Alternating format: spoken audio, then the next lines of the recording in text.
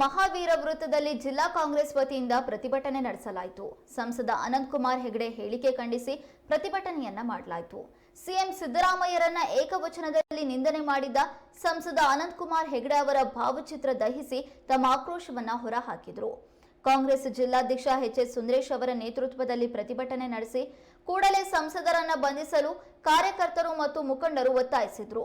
ಈ ವೇಳೆ ಮಾತನಾಡಿದ ಕಾಂಗ್ರೆಸ್ ಜಿಲ್ಲಾಧ್ಯಕ್ಷ ಎಚ್.ಎಸ್. ಸುಂದರೇಶ್ ಅವರು, ಸಂಸದ ಅನಂತಕುಮಾರ್ ಹೆಗಡೆ ಮುಖ್ಯಮಂತ್ರಿ ಸಿದ್ದರಾಮಯ್ಯನವರ ವಿರುದ್ಧ ಏಕವಚನ ಬಳಸಿ ಗೊಂದಲ ಸೃಷ್ಟಿಸಲು ಯತ್ನಿಸಿದ್ದಾರೆ. ಕೋಮು ಗಲಭೆ ಸೃಷ್ಟಿಸಿ ಬೆಂಕಿ ಹಚ್ಚುವ ಪ್ರಯತ್ನ ನಡೆದಿದೆ ಎಂದು ದೂರಿದರು.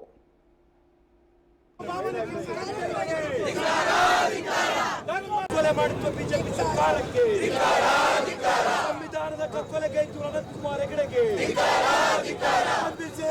ಬಂಧಿಸಿ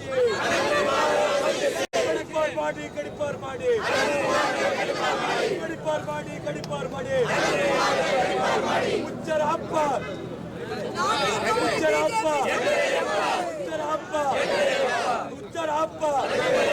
ದೇಶದ ಅತಿ ಹೆಚ್ಚು ಹುಚ್ಚರ ಸಂಸದ ಅನಂತಕುಮಾರ್ ಹೆಗಡೆಗೆ, ಭ್ರಷ್ಟ ಸರ್ಕಾರದ ಹುಚ್ಚ ಸಂಸದ ಹೆಗಡೆಗೆ,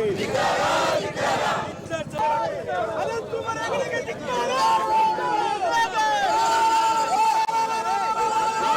ಧರ್ಮಕ್ಕೆ ಬೆಂಕಿಡುವ ಅನಂತಕುಮಾರ್ ಹೆಗಡೆಗೆ, ಧರ್ಮಕ್ಕೆ ಬೆಂಕಿಡುವ ಅನಂತಕುಮಾರ್ ಹೆಗಡೆಗೆ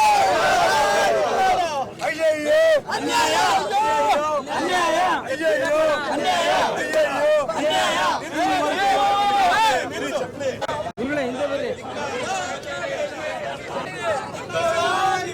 ದೇಶಕ್ಕೆ ಅನಾಹುತ ಕಾಡಿದೆ ಅಂತೇಳಿ ಶಂಕರಾಚಾರ್ಯ ಪೀಠದ ಎಲ್ಲ ಸ್ವಾಮಿಗಳಿಗೆ ಹೇಳಿದ್ದಾರೆ. ಅದಕ್ಕಾಗಿ ಇವತ್ತು ಕಾಂಗ್ರೆಸ್ ಪಕ್ಷ ಎಲ್ಲರೂ ಕೂಡ ನಾವು ರಾಮನನ್ನು ಪೂಜೆ ಮಾಡ್ತೀವಿ. ನಾವೆಲ್ಲರೂ ರಾಮ ಭಕ್ತರು. ಇವರಾಗೆ ಡೂಪ್ಲಿಕೇಟ್ ರಾಮ ಭಕ್ತರಲ್ಲ ನಾವು. ಯಾಕೆಂದರೆ ರಾಜೀವ್ ಗಾಂಧಿಯವರು ಅವತ್ತು ಅಯೋಧ್ಯೆಯಲ್ಲಿ ಶ್ರೀರಾಮನ ಟೆಂಪಲ್ ಆಗಬೇಕು ಅಂತೇಳಿ ಗೇಟನ್ನು ಓಪನ್ ಮಾಡಿ ಅವತ್ತು ಶಿಲಾನ್ಯಾಸ ಮಾಡಿರ್ತಕ್ಕಂಥದ್ದು.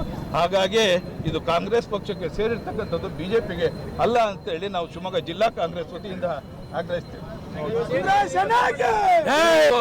ಅನಂತಕುಮಾರ್ ಹೆಗಡೆಯನ್ನು ಕೂಡಲೇ ನೀವು ಗಡಿಪಾರು ಮಾಡಬೇಕು.